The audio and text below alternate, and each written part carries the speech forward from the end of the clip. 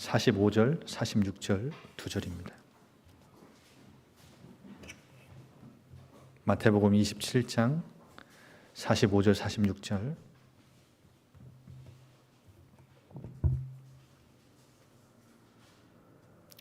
두 절 같이 읽겠습니다. 제 6시로부터 온 땅에 어둠이 임하여 제 9시까지 계속되더니 제 9시쯤에 예수께서 크게 소리질러 이르시되 엘리 엘리 라마 사박다니 하시니 이는 곧 나의 하나님 어찌하여 나를 버리셨나이까 하는 뜻이라. 아멘.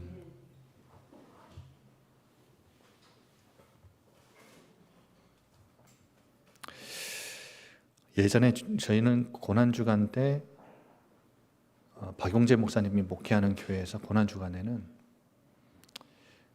그 어린아이들을 아침에 초등학교 이렇게 학교 보내는데 아침을 안 먹여서 보냈어요. 금식해야 된다고. 예수님의 고난에 동참해야 된다고. 그리고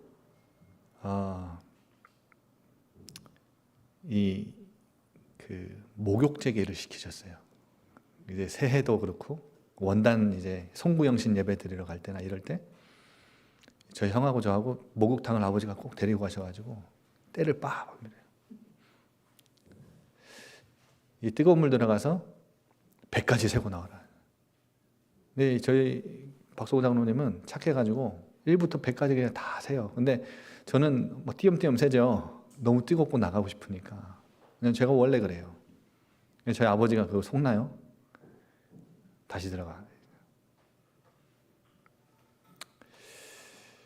여러분, 제 고난주간에 자꾸 이 고난주간 특별기도회를 하면서 자꾸 여러분의 감정에 호소해서 막 눈물을 쏟고 콧물을 흘리고 막 그 고난을 생각하면서 고난에 동참하고 그러자는 게 아니에요.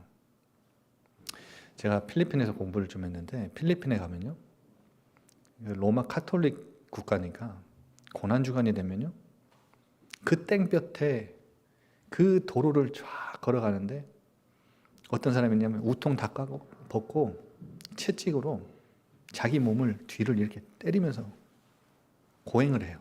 걸어가요. 등은요 채찍질을 계속 하니까 빨갛게 피가 나고요.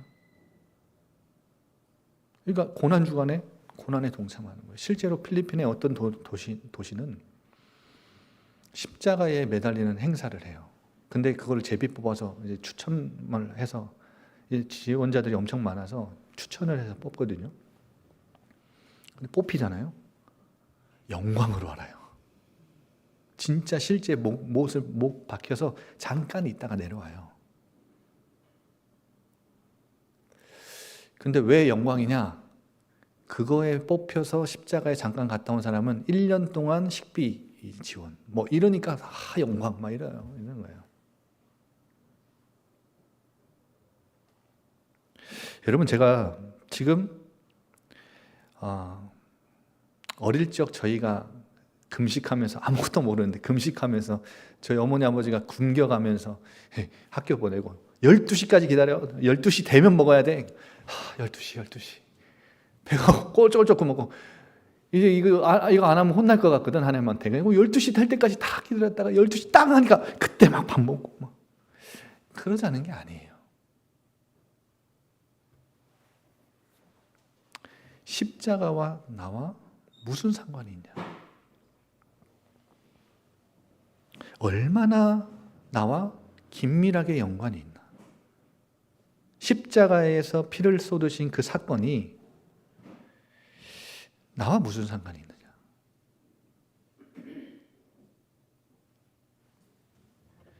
거기서 구원이 시작되기 때문에 그런 거예요.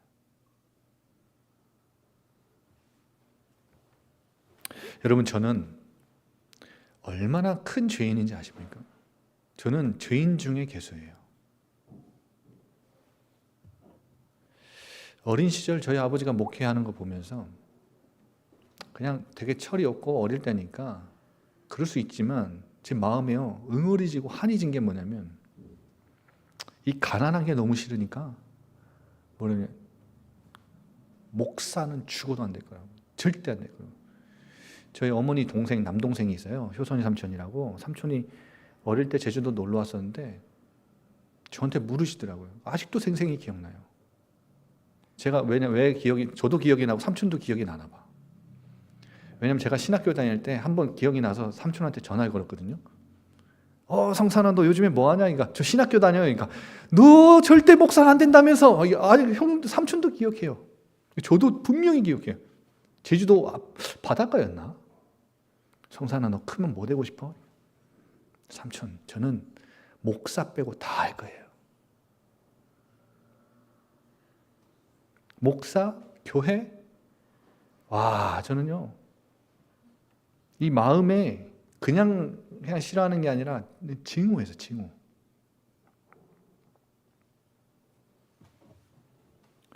왜냐하면 그 어린 나이에 하고 싶은 거 많죠. 갖고 싶은 거 많죠. 그래서 목사 빼고 다 할 건데 그 다가 뭐냐? 돈 버는 건 뭐든지. 그러니까 목사라는 직업은 가장 돈이 없는 직업. 제가 봤을 때. 그 어릴 때 제가 봤을 때. 그래서 우리 어린 나이에 저희 때는요, 나이키, 아디다스 이런 거 최고였습니다. 그리고 제 중학교 친구인가 고등학교 친구인가는 저 아디다스, 칠성통에 있는 아디다스 사장 아들이었어요. 사장님 아들이었어요. 엄청 부럽더라고요. 근데 한 번은 고등학생 때인가 저희 어머니가 칠성통을 저를 데리고 가시더니 한 번은 옷을 한 번 싹 사주시는데 이 시장 안 데려가신 게 다행이지. 오일장 안 데려가신 게 다행이지. 그때 스포츠 매장 한 번 딱 들어가서 옷을 사주시는데 LS에. 그러니까 나이키, 아디다스는 아닌데 LS의 수준이라. 그래도 그거 받아놓고 얼마나 좋든지.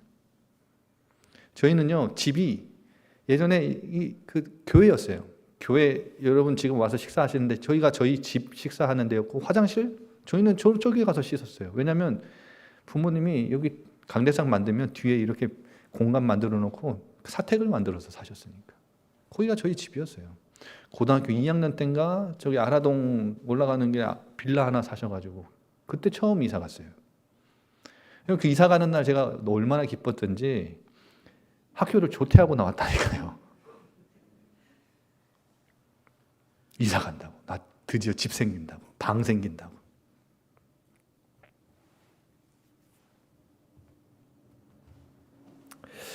그런데 모아둔 돈이 아예 없었냐? 제가 나중에 들어보니까 돈이 있었대요. 제 이름으로, 형 이름으로 들어둔 통장이 돈이 좀 모이는 그게 있었나 봐요. 적금을 드는 게 있었나 봐요. 근데요, 그 적금이 뭐 이제 본인들 돈에 이제 부모님들 수중에 있는 돈이 뭐 본인 돈인가요? 교회가 필요하다 그러면 그냥 다 교회 돈, 내 돈 없어요. 그냥 다 그냥 구분이 없죠. 뭐 그렇게 섬기셨어요. 근데 참 안타까운 거는 저는 그냥 돈이 없는 줄만 알았는데 돈이 없는 게 아니더라고요. 여러분 아이들에게 신앙교육 시킬 때도 이게 굉장히 중요해요. 교회에서 만약에 어떤 헌금을 해야 될 기회가 오면 자녀들 통장에 있는 거는 웬만하면 그냥 건들지 마세요. 그건 건들면 안 돼요. 아이들 거잖아요. 아니 어릴 때 저 한림에서 저 통장 만들라고 우체국 가서 막 시킨다고 뭐 교육시킨다고 어디서 보셨어? 아버지가 또 막 가서 막 만들어 와라 뭐 해가지고 뭐 얼마씩 저금해주고 돈 모으는 거 쓰는 거 막 가르치셔 놓고 이제 제 이름으로 된 통장에 있는 돈을 본인들이 그냥 다 쓰신 거예요, 교회에다가. 근데 만약에 진짜 지혜롭게 제 이름으로 된 통장에 한 5만 원이 있어요. 그러면 이거를 교회가 필요하니까 내야 된다고 할 때는요, 저희를 불러다 놓고 성산아, 교회가 지금 이렇게 너무 힘드니까 너 이름으로 5만 원 헌금을 할게. 이렇게 하면 제가 엄마 안 돼, 아빠 안 돼 이러겠어요? 뭐라고 하겠어요? 아, 이렇게 우리 부모님은 교회를 사랑하시고 섬기는 분들이구나. 아, 저렇게 섬겨야 되는 거구나. 신앙관도 쌓이고 헌금관도 정립이 되겠죠.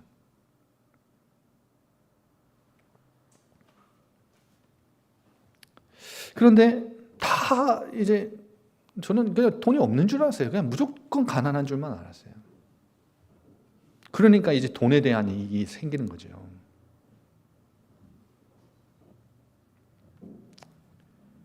그러니까 중학교 2학년 때 예수님을 복음을 듣고 이제 그 전에는 이제 그 성경에 대한 지식이 박식했죠. 어릴 때부터 계속 들었으니까요.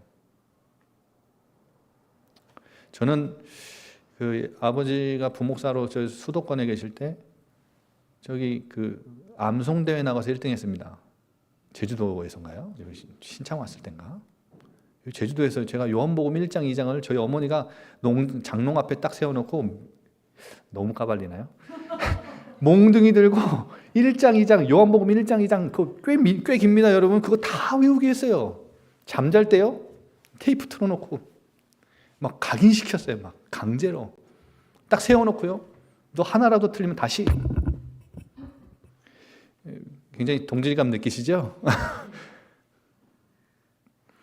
저희 어머니 아버지한테 제가 만나면 늘 이 말씀 드리는데, 엄마 아빠는 그 어린이집하고 뭐 이렇게 할 자격 없다고 제가 계속 말씀드려요. 되게 겸손해야 된다고.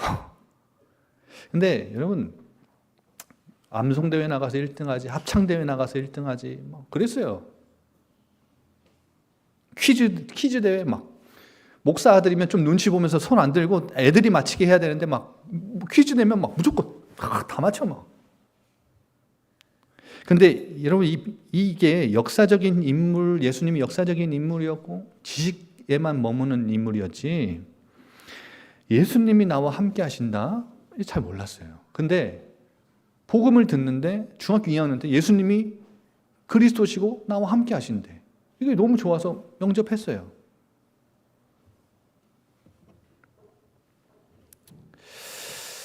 그런데 이제 중3 때부터 본격적으로 뭐 하기 시작했냐면 십자가의 은혜 사랑 받았잖아요.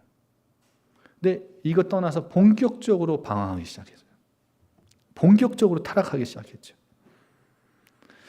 저는 아직도 제가 이제 좀 이상한 친구들 만나서 오염됐다고 생각하지만 그 친구들은 저를 만나서 오염됐다고 생각할 수도 있습니다.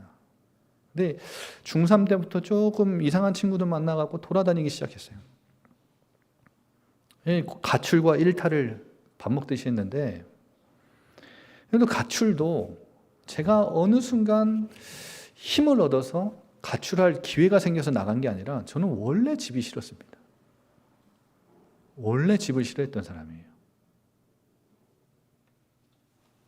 그래서 혹시 여러분 주변에 제주도의 청소년 문제 심각하잖아요. 가출한 애들은 갑자기 가출하는 애들 없어요. 집이 너무 좋고 엄마 아빠가 너무 좋은데 가출하는 애들 없다고요. 집이 싫으니까 가출을 하는 거예요. 원래부터 싫었어요, 집이. 그 상태를 갖고 있다가 기회가 되니까 나간 거예요. 제가 중학교 2학년 때 예수님을 이 복음을 듣고 영접했는데 그게 진짜 하나님을 인격적으로 만난 걸까? 진짜 내가 구원을 받은 걸까?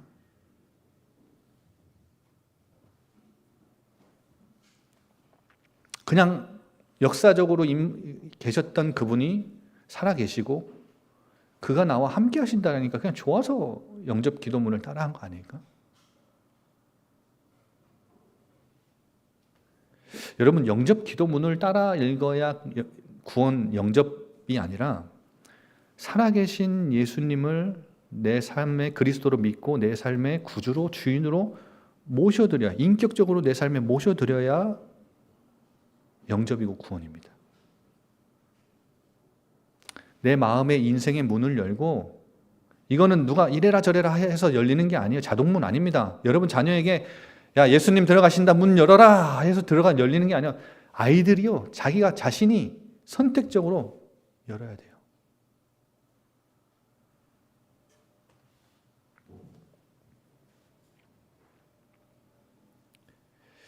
그것이 인격적인 만남이에요. 그래서 여러분 기억하세요. 복음이 들려질 때, 복음을 누군가가 들려줬잖아요. 그때가 여러분 인생의 원래는 주인이셨는데 하나님 떠나서 창세기 3장 이후에 태어난 우리는 하나님과 상관없이 살았잖아요. 그걸 보고 죄라 그랬죠.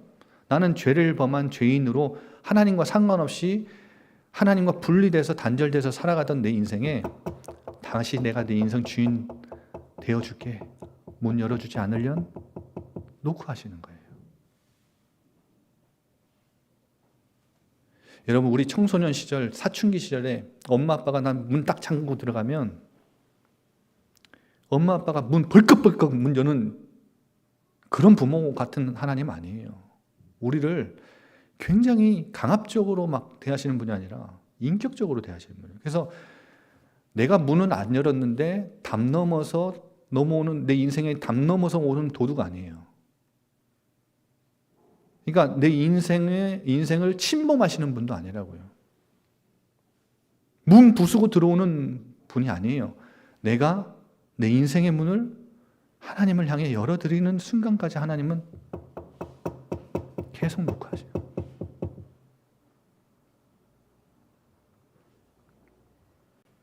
근데요, 어느 순간 이 노크 소리가 잘 들려요. 그래서 이 복음이 믿어질 때 마음 문을 열고 영접하지요. 여러분, 이때가 언제냐면 제가 이제까지 말씀드린 대로 나는 죄인이구나.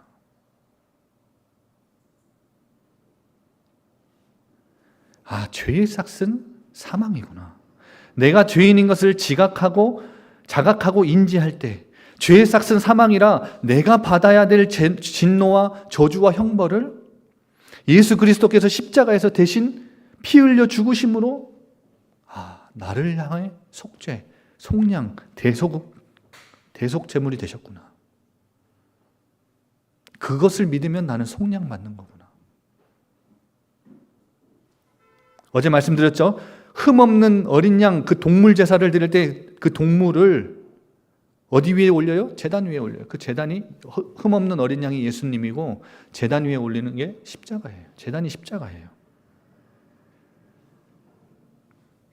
그래서 저는 진짜 예수님을 언제 만났냐?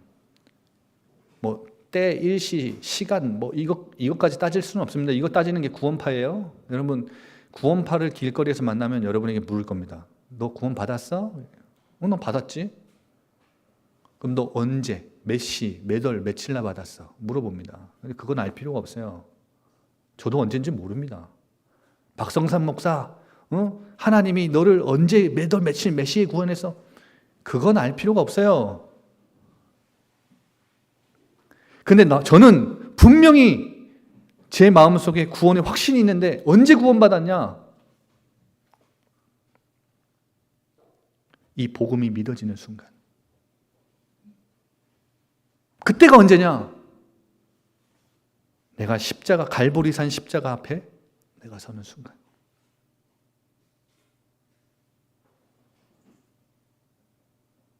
이게 무슨 말인지 아시겠죠? 여러분, 갈보리산 앞에 내가 서야 돼요.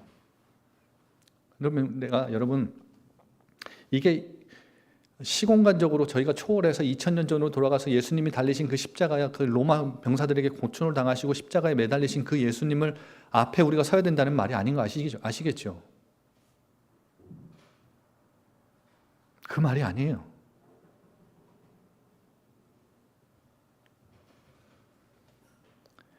내가 갈보리산 앞에, 십자가 앞에 선다는 말은 무슨 말일까요? 이제까지 신앙생활을 오랫동안 하신 분들도 한번 점검해 보세요.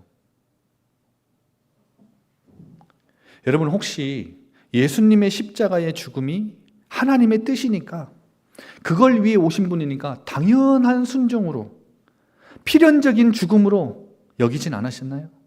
여러분, 그건 너무 가벼운 거예요. 이 십자가를 너무 가볍게 생각하는 거예요. 우리 마태복음 27장을 읽었는데 한 장만 넘겨보실래요? 앞으로 26장 보세요. 26장 36절부터 보면 예수님은 십자가를 지시기 전날 밤, 잡혀가시기 전날 밤 겟세마네 동산이라는 곳에 올라가셔서 기도를 하십니다. 그런데 여기에서 예수님이 당하실 순환, 십자가의 고통을 앞두고 예수님이 실제적으로 얼마나 자신이 당하실 고난의 무게에 대해서 적나라하게 표현을 하셨는지요. 예수님의 이 모습은 처음 보는 생소한 연약한 모습이에요. 깊은 번뇌에 빠지셨어요. 엄청 심각한 감정의 상태를 극대화시켜주는 내용이에요. 자, 보세요. 뭐라고 하시죠? 37절에 고민하고 매우 슬퍼하사 이에 말씀하시되 내 마음이 매우 고민하여 죽게 되었으니 너희는 여기 머물러 나와 함께 깨어 있으라. 제자들을 데려가셔서 이제는 죽기 직전이시니까, 잡혀가시기 직전이시니까 너무 고민되고, 뭐 때문에요? 죽게 되었으니까요.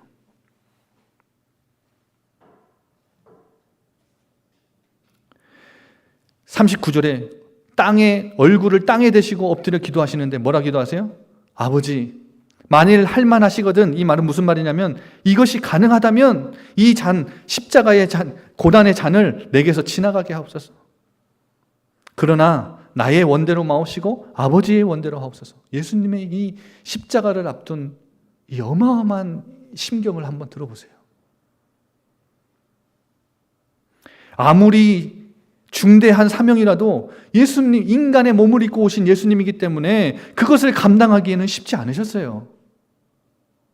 그런데 그게 당연하다고요? 그게 필연적인 죽음이라고요? 너무 가볍게 느끼진 않았습니까? 너무 가볍게 생각하진 않았나요? 여러분, 만약에 나나 내 자식이 바다에 빠져서 죽을 뻔했어요. 그런데 내 자식을 구하다가, 나를 구하다가 어떤 사람이 죽었어요. 고인이 됐어요. 그러면 나는 건짐을 받았잖아요. 내가 죽었어야 되는데 나를 건지고 그 사람이 죽었어요. 그러면 나는 건짐을 받았잖아요. 그러면 그 사람의 죽음을 보고 당연하다, 마땅하다 생각하나요? 절대 그렇지 않죠. 그 사람의 가족과 그 사람의 인생과 그 사람의 자녀들을 생각해 보세요. 이건 보통 일이 아니잖아요. 평생 내가 잊을 수 있어요? 그거 가볍게 생각할 수 있어요? 그 은혜를? 절대 가볍지 못해요. 평생 그 사람의 목까지 내가 잘 살아야 되겠다. 그렇게 생각하지 않겠어요?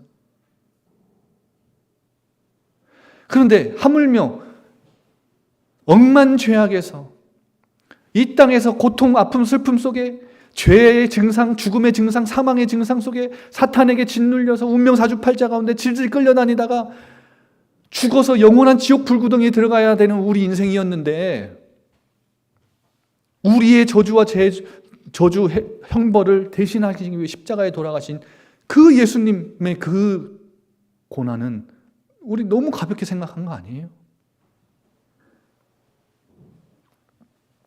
여러분, 너무 마땅하다고 생각했다면, 너무 가볍게 생각했다면 그건 단지 부적일 뿐이고 교리일 뿐이고 지식일 뿐일 수도 있어요. 여러분, 예수님께서 죽음을 얼마나 두려워하셨는지 알아야 내가 갈보리산 십자가 앞에 서는 거예요. 그걸 알아야 돼요.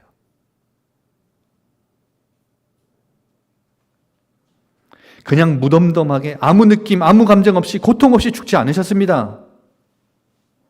태연자약하지 않으셨습니다. 인간적으로 얼마나 고통과 절망 속에, 그 처절한 아픔 속에, 슬픔 속에 들어가셨는지요. 그리고 두 번째도 기도하시죠. 제자들에게 왔다가 하시고 42절에 내 아버지여, 만일 내가 마시지 않고는 이 잔이 내게서 지나갈 수 없거든 아버지의 원대로 되길 원합니다. 또 똑같은 내용으로 기도하세요. 그리고 다시 왔는데 또 제자들 또 자지요. 그리고 44절에 세 번째 같은 말씀으로 또 같이 기도하세요.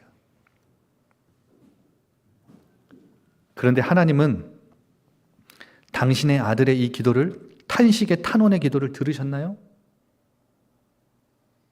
침묵하셨죠. 예수님은 이 침묵을, 이 잔을 내가 피할 수 없는 거구나. 이 잔을 내가 마셔야 되는 거구나. 그래서 이 하나님의 침묵과 무응답을 예수님은 하나님의 뜻으로 받아들였어요.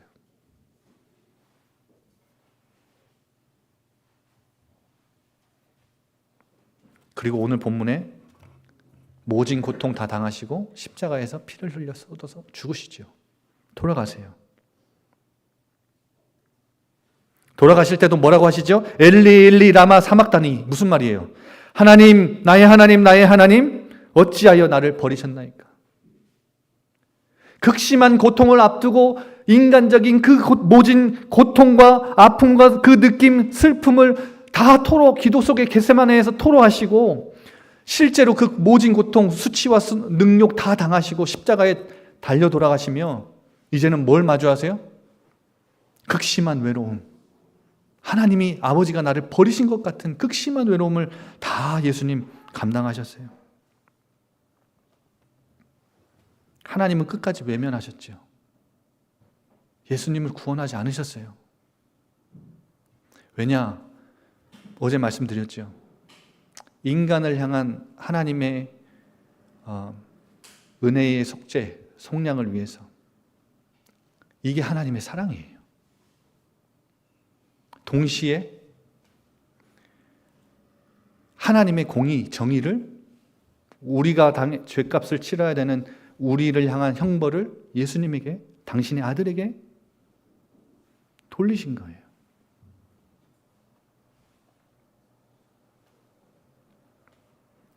여러분 창세기 22장에 100세에 얻은 아들, 아브라함이 100세에 얻은 아들을 하나님이 아브라함의 믿음을 시험하시려고 어떻게 하시죠?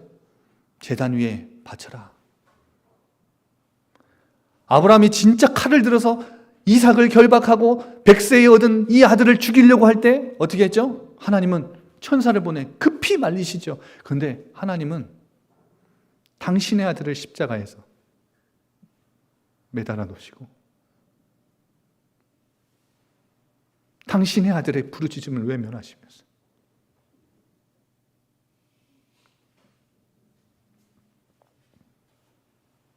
아버지 아버지 어찌하여 나를 버리십니까? 이 소리를 듣지 않으시면서 그 괴로운 마음속에 아브라함은 말리셨는데 당신의 아들은 죽음에 내어주세요. 왜냐? 우리를 사랑하셨어요.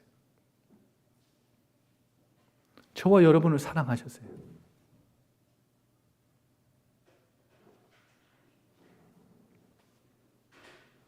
로마서 8장 32절에는 이런 말씀이 있습니다. 하나님이 자기의 아들을 내어주신 것이 우리에게 모든 것을 다 주신 것이다. 여러분의 자식을 누구를 대신해서 내줄 수 있습니까? 우리 인간적으로만 생각해도 그럴 수 없잖아요. 여러분이 10달 동안 배에 품었다가 그 고통 속에서 진통 속에서 낳은 그 아들을, 그 애지중지 키운 그 자식을 여러분 10억, 20억에 바꿀 수 있어요? 못 바꾸죠. 안 되죠. 근데 예수님은 우리와 바꾸셨다고요. 하나님은 우리와 바꾸셨다고요. 당신의 아들을.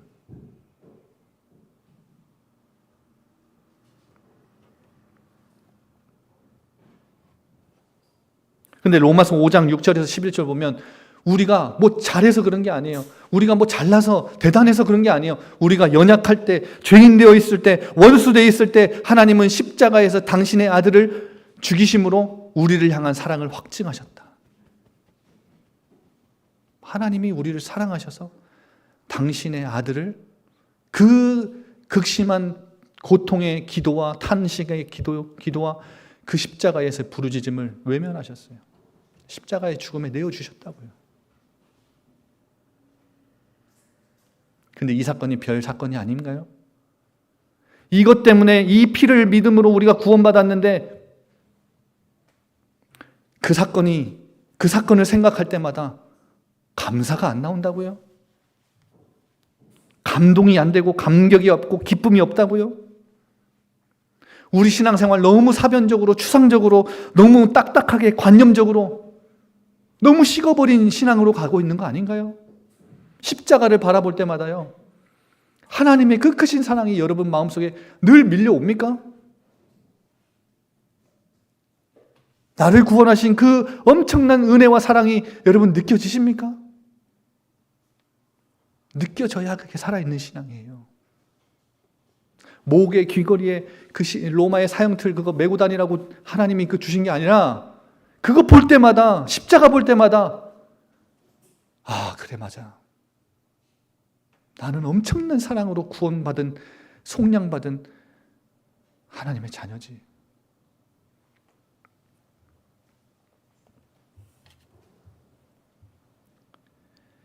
여러분, 십자가가 얼마나 끔찍한 사형틀인지 아십니까?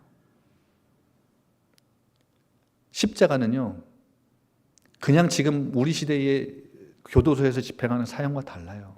극도의 죽음의 공포심 앞에요, 사람들이 매달려서 피를 조금씩 쏟게 합니다.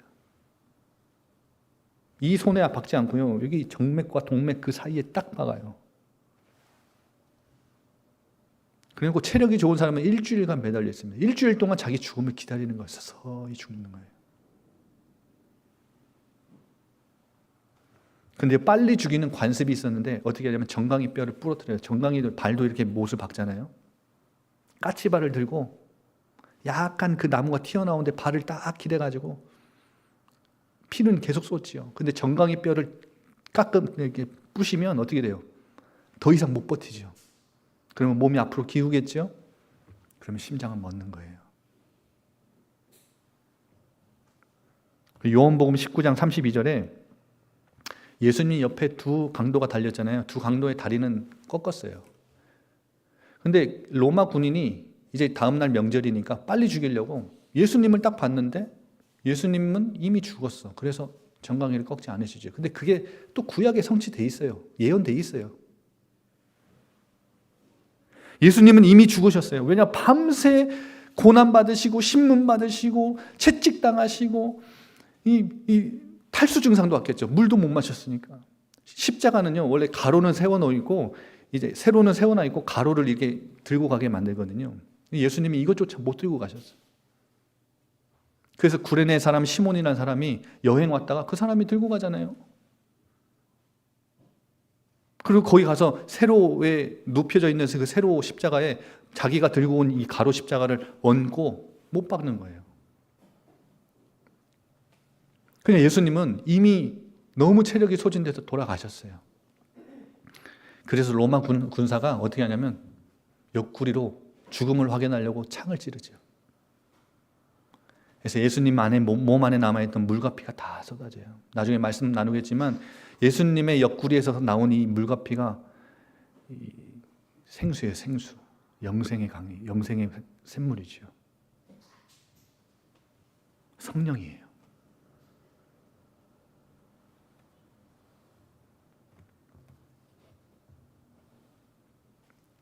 여러분, 오늘 십자가 앞에 섭시다. 날 위해 십자가에서 보혈을 쏟으신 그 주님 앞에 오늘 섭시다.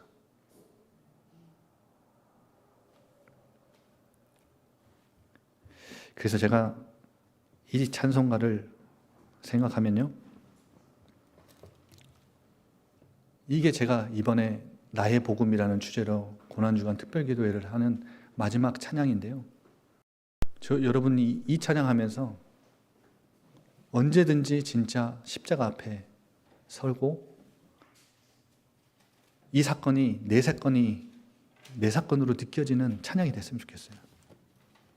찬송가 147장입니다.